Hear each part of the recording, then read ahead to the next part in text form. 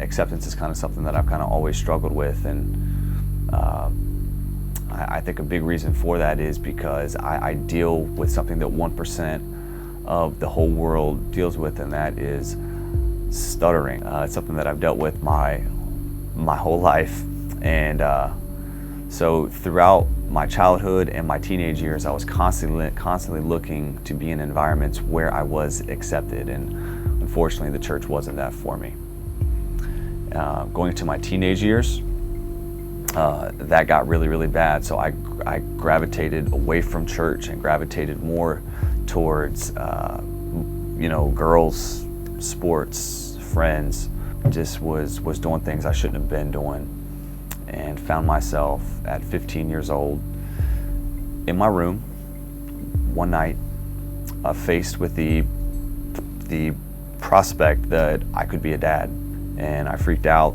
I was scared, and I don't know why, but one of the first things that I did is I went and grabbed a Bible, and I did one of those, God, I need you to tell me something. I need you to speak to me.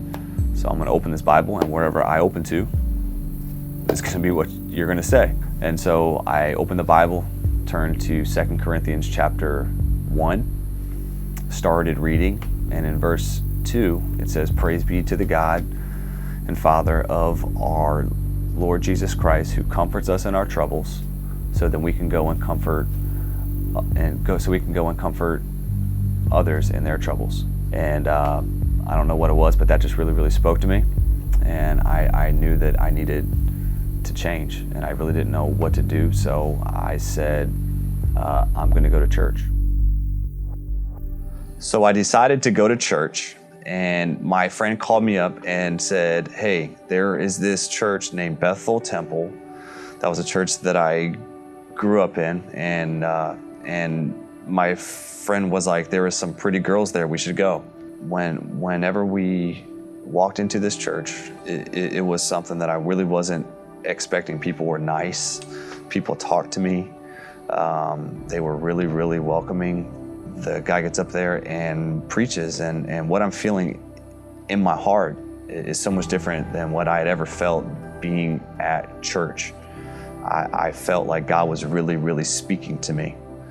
And at the end of his sermon, he gave the response, and he said, "If you are here tonight and you need to get your life right with Christ, raise your hand and come down to this altar."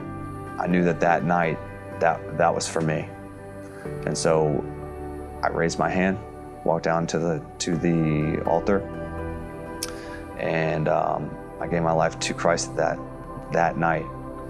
And literally from that night on, my life was changed.